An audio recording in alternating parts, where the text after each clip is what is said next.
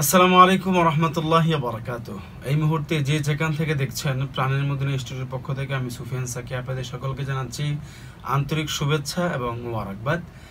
সম্মানিত প্রিয় বন্ধুরা, আজকে আমাদের প্রাণের মদিনা স্টুডিওতে এসেছেন বাংলাদেশের খুব জনপ্রিয় দুজন স্কলার এবং নাশিদ শিল্পী।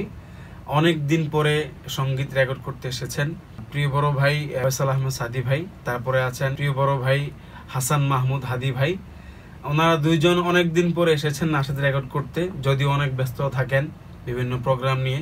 আজকে এসেছেন আমাদের বাংলাদেশের জনপ্রিয় একজন লেখক এবং সুরকার শিল্পী সেলিম সানি ভাইয়ের লেখা এবং সুরে চমৎকার একটি নাশিদ নাতে রাসূল সাল্লাল্লাহু আলাইহি সাল্লাম রেকর্ড হয়েছে আমাদের প্রিয় দুই ভাইয়ের কণ্ঠে।